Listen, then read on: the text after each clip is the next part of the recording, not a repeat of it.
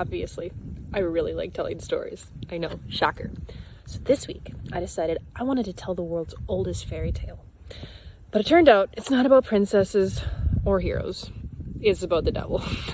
So obviously I was not gonna go there because ever since I walked into my neighbors watching The Exorcist, I have had a terrible phobia of all things demonic, and I vowed to just stay away from horror movies and dark matters like evil so I didn't trigger my childhood trauma. But then I remembered in my last video, I challenged you all to get curious about things that make you uncomfortable, and instead of running away from them, ask good questions and consider the subject more thoughtfully. So, I can't believe I'm saying this week's Sermon from the Woods is on the Blacksmith and the Devil. So, the origins of the story of the Smith and the Devil are over 6,000 years old in its earliest form, which means we're talking like Bronze Age old. That's older than the birth of Jesus even. So, when you're dealing with folklore that's even older than the language that tells the story, you've got your work cut out for you. But the story's basic format should sound familiar. Basically, it goes something like, blacksmith makes a deal with a malevolent being, commonly the devil. In later times, this evolves into death, the Grim Reaper, a genie, Rumpelstiltskin. And the protagonist is selling his soul for some power and then tricking the devil out of his prize in the end. So we find the story everywhere: Europe, Asia, Middle East, Africa, and eventually the good old US of A. Because you may remember that the devil went down to Georgia. He was looking for a soul to steal. He was in a bind. He was way behind. He was willing to make, you knew it, a deal. By the way, Charlie Daniels got that one from an Appalachian folk story. So if you're interested, look up the poem, The Mountain Whippoorwill. Anyways, what I couldn't figure out is what the poor blacksmith did so wrong to always be associated with evil. See, likely this is why in medieval times, the vision of Satan and hell gets illustrated in art as the smith in his forge, surrounded by smoke, covered in soot. But in most of these stories, the blacksmith just needs some fire to smelt stuff. But here's the thing.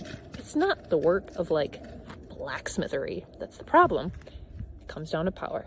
The blacksmith had the exclusivity of a skill that everyone needed. He held the technological keys to advancement. Basically, he's like that era's Jeff Bezos. The smiths had become kings. They held all the influence. And it's not hard to see how, amid the noise and the smoke and the mystery, people equated this skill with evil. Because he must have needed to invoke some magical help from beyond. Time marches on.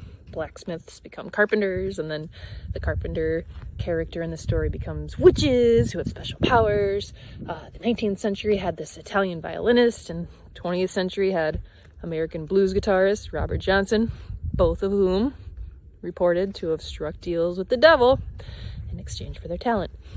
And guess what? We're still telling the Smith and the Devil story today, regenerating these good versus evil stories, right? Look no further than the latest Star Wars. Critics are acting all, the new films are just recycling original material from the 70s and 80s to make more money. But that's the whole point. Well, not making money. Well, that's kind of the point. But anyway, the entire fantasy genre is nothing more than fairy tales. And that's what fairy tales do. You take a familiar theme or lesson and you revise it, get a new story that echoes the truths we've heard before in a more culturally relevant way. So, with the devil and the blacksmith, I kind of opened Pandora's box here.